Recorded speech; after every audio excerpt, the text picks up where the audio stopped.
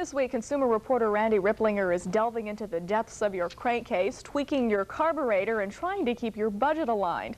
Part 2 of his series shows how you might try to avoid cars that already have troubles, and the operative word here is to try, and I'm getting the feeling that's probably easier said than done, huh? That's right.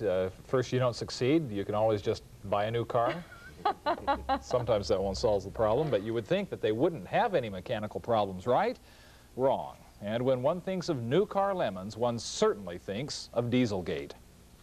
The car doesn't work properly, and we've had 4 engines and 3 transmissions, and the 3rd transmission is now out on the car, and that's why it's going to have to be towed. Diane HALFERTY was the leader of a band of General Motors customers who sued the car manufacturer for making lemons out of diesel engines.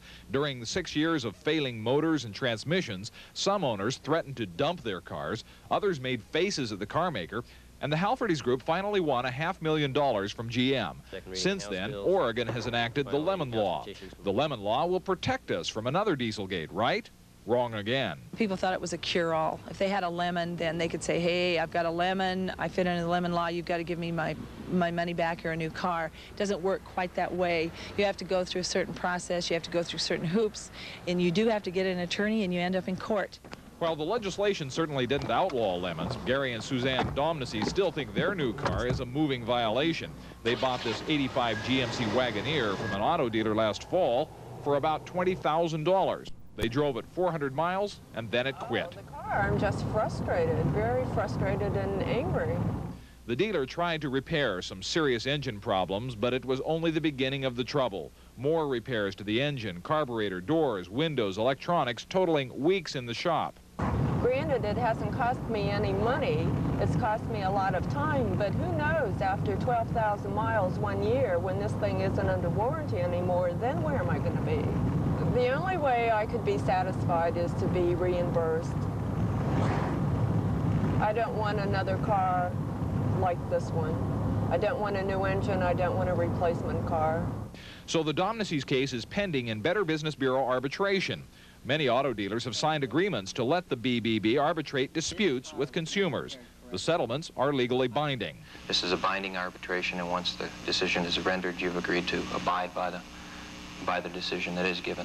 In a real arbitration, both sides tell their stories to the hearings officer, and he renders a decision. But the BBB says 95% of the cases are settled before they reach a hearings officer. In many of them, the consumers get money, free repairs, or even a new car. You avoid some of the legal expenses. It's faster.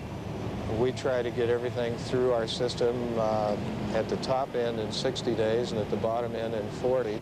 But it seems neither arbitration nor the Lemon Law will help people like Larry and Joyce O'Shea. They bought this Datsun from a used car dealership, then tried to drive it home. Well, we got down by Union and Grand, and it died at the light. The engine quit, and it wouldn't restart. Larry towed it back to the dealer. Then the boss got there. Then I said, well, is there anything we can do about the car? And he says, yeah, get the hell off my lot. If they buy a car at any one of my locations, no. You know, I want to sell them completely as is. I don't really want to see the customer again unless they're there to sell another car, to be frank. Gage's mechanic says the car worked well until it left the lot, but it came back with the spark plugs damaged. He thinks the new owner dropped something down into the engine. The O'Sheas say they never touched it. Now they're paying a few $100s more to rebuild the engine. The whole thing could have been sidestepped with a quick stop at the motor vehicle department. For a nominal fee and a vehicle ID number, they can look up the current title for you, and then you can call the previous owner. I'd have been more than happy to tell you everything that we'd put into it and what was wrong with it when we got rid of it, and just how bad it was. The reason we got rid of it was just simply because it was smoking so bad that we couldn't see putting any money into it. Stubblefield traded the car in at this Chevy dealer. That dealer wholesaled it to another dealer. Both of them say they did nothing to the car before it reached GAGE Auto Sales. We were unaware of the problem. I mean, you would have noticed smoke. We would have noticed it too. The customer would have noticed it also when he purchased it if it was that bad. You know, we didn't doctor it up, no. And what about the O'Shea's story that the salesman, Jack, had told them the car was traded in by a friend whose family had just outgrown the car? You know, if Jack said that, then he lied, but, you know, I'm sure that he wouldn't say that.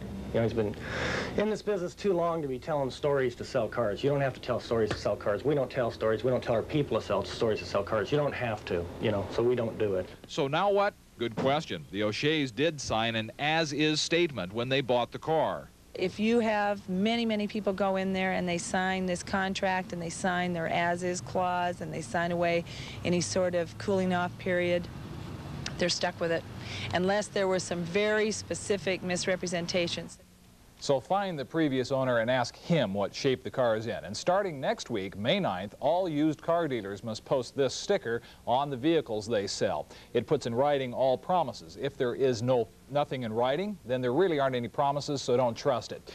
You should also take such a car to a mechanic you know and pay him to do a complete diagnosis, which costs usually around $50. It's insurance well worth it.